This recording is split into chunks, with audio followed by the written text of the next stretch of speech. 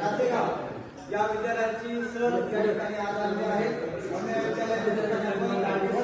सर्व शिक्षक शिक्षिका आणि सर्व विद्यार्थी विद्यार्थिनी आज आपण मोठ्या उत्साहाने काल आपण या सहलीला सुरुवात केली आणि आज आपला दुसरा दिवस आहे आणि दुसऱ्या दिवसाची प्रथम दिवसाची सेवा खऱ्या अर्थाने शांती ब्रह्म एकनाथ महाराज हे या महाराष्ट्रातील दोन संत की ज्यांच्याकडे शांतता होती, राग नव्हता, की या भूमीमध्ये या पवित्र भूमीमध्ये नाथ महाराज या गोदावरीच्या जिला धरण बांधले ही नदी पूर्वी वाहत होती आणि या नदीच्या काठी लोक स्नानासाठी जायचे आणि जात असताना त्यांचा नित्य नियम होता।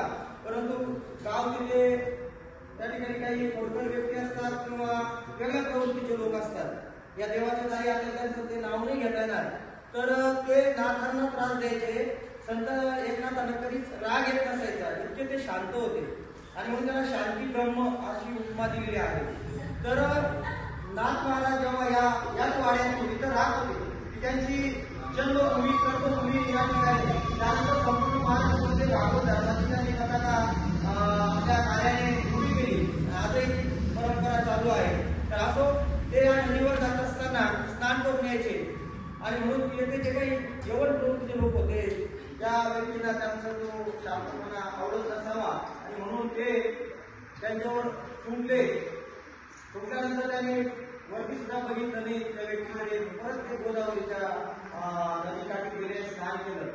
असं पुराणात आले काही ठिकाणी 108 वेळा आणि काही ठिकाणी 6 वेळा असा उल्लेख, परंतु तो व्यक्ती त्यांच्यावर तुंबला। बघा आपल्याला आपण म्हणतो किती वाईट वाटतं किंवा राग येईल, तरी नाथ महाराज अजिबात रागी त्याला राग आला नाही आणि मग तो एवढं खचित झाला, त्याला शरम वाटली की आपण इतक्या वेळा या व्यक्तीवर तुंबलो तरी हा व्यक्ती आपल्याला काहीच मात्र शब्दाने काही बोलला नाही।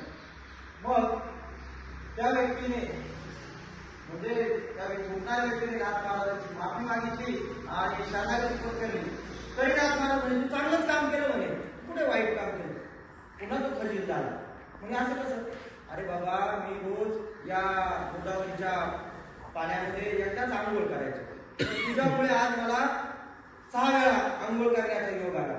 6 दिवस म्हणजे 6 दिवस पुण्य मिळवायला लागलं असतं, ते एका दिवसात मिळालं।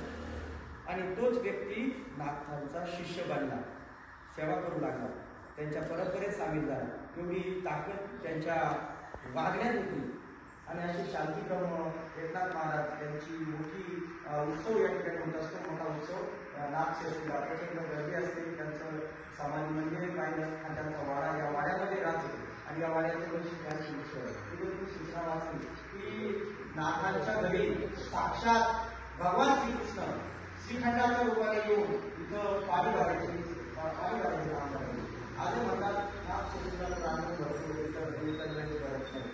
अशा पद्धतीने नाथाच्या घरी आपण भजन आहे, नाथा घरी माझा सखा पांडुरंग, अशा पद्धतीने साक्षात भगवान श्रीकृष्ण म्हणजे पांडुरंगाचं रूप इथं त्यांच्या इथं सेवा करत होते आणि तो शाळा आणि म्हणून तो म्हणते की नाथाच्या घरी पाणी भरण्याची सेवा भगवान श्रीकृष्णाने श्रीखंडाच्या रूपाने म्हणजे श्रीकृष्णाने सुद्धा समजून दिलं नाही त्यांना, नाहीतर त्यांनी त्यांना येऊ दिलं नसतं। देव माझ्या घरी घडी म्हणून त्याला मान्य नव्हतं, म्हणून गड्याच्या रूपाने नाव बदल केला, त्यांनी नावात श्रीखंड्या असं नाव धारण केलं आणि त्यांनी सेवा या ठिकाणी केली। असो अशा पवित्र भूमीत त्यांच्या वाड्यामध्ये आपलं परम भाग्य आहे सर्वांचं की आपल्याला येण्याचा योग आला।